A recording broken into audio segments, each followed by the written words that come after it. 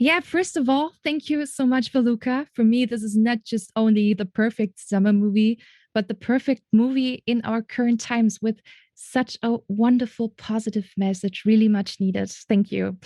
Enrico, you come from Genova, and Luca is about two young Italian boys having their best summertime in an Italian harbor town. So, correct me if I'm wrong, but it seems a bit personal. Are there some of your childhood memories and experiences in Luca?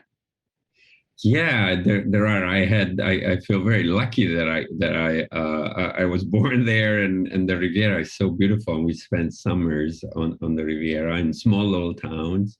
And my best friend name it really is Alberto. We we left it in there, and yeah, there's a lot about trying to capture those playful days, those days where you kind of challenge yourself in many ways. And our friendship was one of those where we were very different. And that kind of made me really ask, would I be the same the same person if I hadn't met him?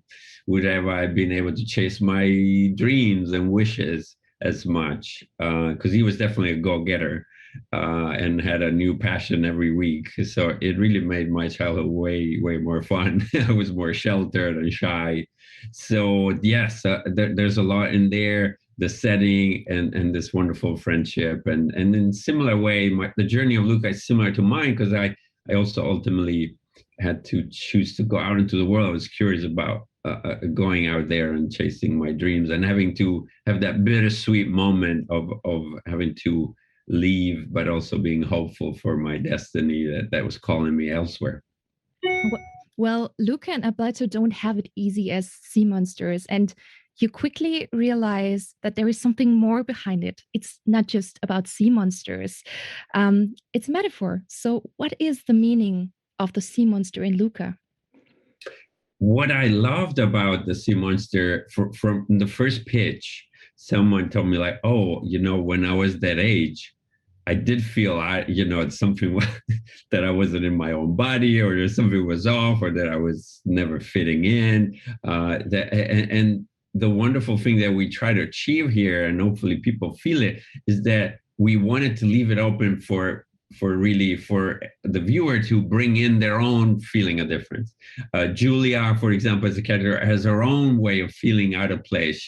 Her parents are divorced, and she lives a little bit in two places, so she feels a little bit not at home in either. For them, of course, this is a real big problem, right? But I love that the metaphor is open, and I hope people can bring whichever way they felt other or different.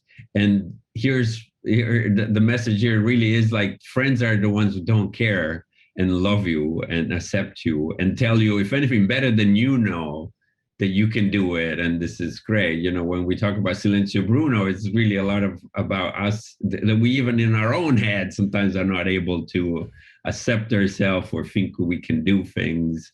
And so we love that Alberto was the we can together we can do this. And so yeah, I hope we wanted to leave it open on purpose so that everyone could.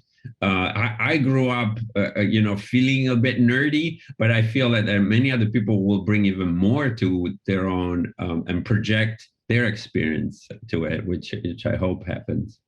Mhm. I think this was a great message. And for me, Luca is such an inspiring film, especially the 2D looking animation, the creative dream sequences, or the special usage of colors to get the Italian feeling. Where did you get the inspiration for those beautiful visuals in Luca? Yeah, it's a wonderful mixture of the place and how specific it is. So we needed to capture the beautiful water. It's a deeper water that it goes right down. So it's not a tropical, for example, kind of feeling. But so a lot of it was about making sure we captured the place because it's a beautiful place and it's also a little different from what we've done in the past. And the other side is just taking in inspiration from the movies we love, from Italian movies, from Fellini and his beautiful dream sequences. And Hayao Miyazaki is a filmmaker I've always adored. I grew up in Italy with a lot of Japanese animation in the 80s. So it stayed in my heart. Future Boy Conan, Totoro, this kids world. I always love how we can capture the way kids feel.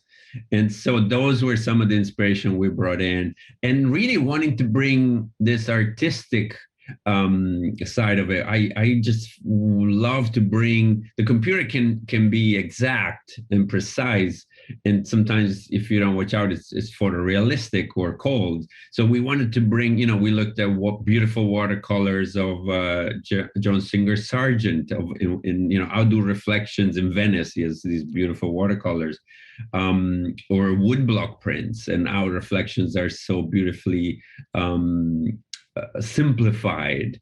So we wanted to bring the artwork and the hand of the artist, imperfection, the warmth of watercolor on paper and the texture. So that fell right for the playfulness of the movie. And we really thought of it all throughout, even in the way they move. Okay, how are we going to do that a little more different? There's going to be a little more playful in the way they move, because we want it to be as expressive as possible. Okay. Any to say in addition, Andrea? No, Enrico's covered it beautifully. But yeah, no, those are all the things we've been so excited about this film, and it really does mean a lot to us to hear your response to it. And and like you said, I mean, we do hope and feel like we didn't plan for this. None of us knew this pandemic was coming and what state the world would be in at the point we wanted to release. But we do hope that it gives audiences that escape, that summer escape that they need, and the trip to Italy we wish we could take, but we'll have to wait. So we hope to give people a bit of that. Great. Thank you so much for your time. I wish you all the success for Luca. You really deserve it. Have a great one. You too. Thank you. Bye. Ciao.